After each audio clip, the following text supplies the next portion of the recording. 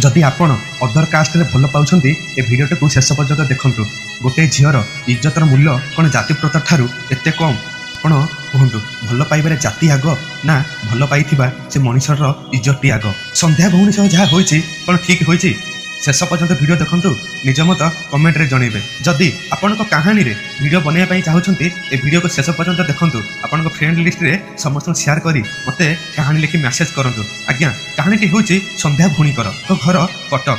से जहाँ को भल पाउथिले तांको श्रद्धारे गेल्ह बोली डाकुथिले। दुहींकर देखा कॉलेज रे होइथिला किंतु प्रथमे फ्रेंडशिप हिसाब रे दुहे कथा होइथिले।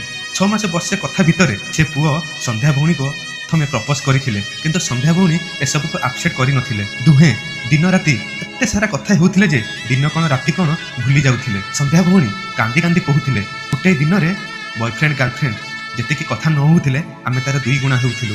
एमिति कथा हेबा भितरे मु भी तांको भल पाई बसिथिली आउ तांको मोर सब कथा जणैथिली। से भी मते तांकर सब कथा जणैथिले। दुहे जानिथिले दुहींकर अदर कास्ट बोली।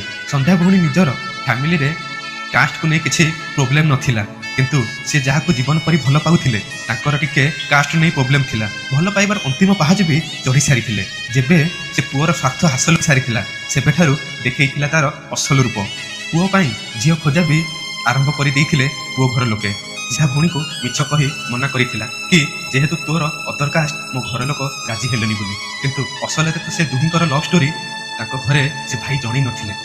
जेबे जानिबाको पाइथिले संध्या भौणी ए सब मिछ छलना को ताको पाद तळु माटी खसी जाइथिला। कांदी कांदी पुओर मां को कॉल करि पकाते संध्या भौणी किंतु से ताको निज पुओ थिले बेली सेति पई मां को ताको फुल देखा जाई नथिला। मां सीधा कहिथिले मो पुओ हीरा मुंडा से काकू भी भल पाइनी। एतिकी सुनी कॉलटी को काटी दियंती संध्या भौणी। सत कहिबाको गले ए भाई जनक चाहुथिले निजर छवि निज इज्जत घर लोक आगरे मौली न पडू। एति सब परे भी संध्या भौणी से भाई को पागल परी भल पाउछंती। से भाई को मां को मोर एतिकी निवेदन से एमिति जाति को न देखि दुही जन को एकाठी करि दियंतु। मां से जेहेतु आपन को से पुओ ताको भूल आपन को देखा न देई पारे किंतु थरे भाबंतु हियर जो क्षति होइछि आपन जीवन भितरे सुझी पारिबे। थरे भाबंतु आपन को झियो सह जदि केउ पुओ ठीक एमिति करिथांता आपन कोन ताको सही पारिथांते। आज्ञा ए करि जीव जाति रे भी मैरिज करी सारा जीवन साथी रे रही पारु नांती। ए भौणी को आपन घरर बहु करि नियंतु काहेकि ना गोटे पुओ पाई जदि गोटे झियो कांदी पारुछि आपन भी भाबंतु से मैरिज न करी से पुओ को केते भल पाउछि।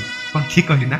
आज्ञा आपण ए वीडियो को समस्त शेयर करंतु जेमिति से भाई और ताको मां को पाखरे ए वीडियो पहुंची पारिबो आउ संध्या भौणी ताको लव को फेरी पाइबे।